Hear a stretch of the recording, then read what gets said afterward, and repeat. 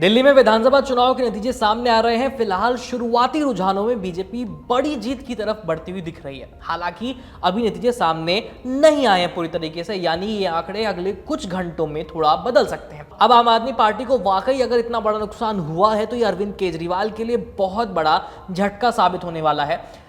इस बार के चुनाव में बीजेपी ने अरविंद केजरीवाल को भ्रष्टाचार और शीश महल को लेकर के जमकर घेरा।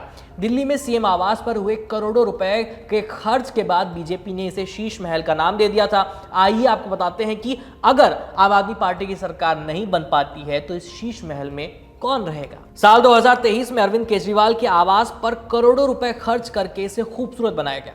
इसके बाद एक चैनल की रिपोर्ट में खुलासा किया गया कि इस आवास पर कितना खर्च हुआ है और घर में क्या क्या सुविधाएं हैं। यहीं से बीजेपी ने इसे शीश महल का नाम दे दिया और अरविंद केजरीवाल को जमकर घेरना शुरू कर दिया। इसके अलावा कांग्रेस नेताओं ने भी इस मुद्दे को जमकर उछाला। ये आवास दिल्ली के सिविल लाइंस इलाके में मौजूद है। आरोप था कि इस पर 45 करोड़ रुपए खर्च किए गए हैं और पूरे घर को लग्जरी होटल की तरह बनाया गया है।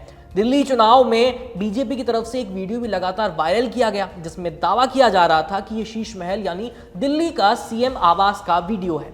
बीजेपी ने लोगों के बीच ये माहौल बनाने की कोशिश की कि अरविंद केजरीवाल ने खुद के लिए शीश महल बनवा लिया है, यानी वही इस आलीशान घर के मालिक हैं। हालांकि ऐसा बिल्कुल भी नहीं है। ये दिल्ली के मुख्यमंत्री का सरकारी आवास है जिसे पीडब्ल्यूडी की तरफ से बनाया गया है, यानी जो भी सीएम की कुर्सी पर बैठेगा उसके लिए इस घर के दरवाजे खुल जाएंगे, फिर चाहे वो बीजेपी का कोई नेता हो या कांग्रेस का या फिर आम आदमी पार्टी का। अगर वाकई ये शीश महल है तो इसके मजे सत्ता में रहने वाले दल का कोई ना कोई नेता तो उठा ही सकता है।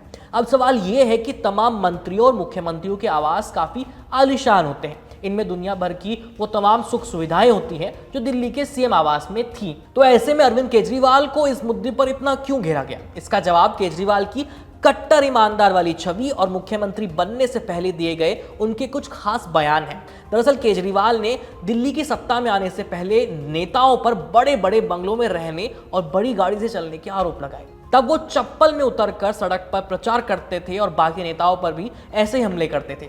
यही कारण है कि विपक्षी दलों ने केजरीवाल को उन्हीं के चक्र में फंसा दिया और इसका नतीजा वो इस समय देख रहे हैं। इस खबर में इतना ही। दिल्ली चुनाव से जुड़ी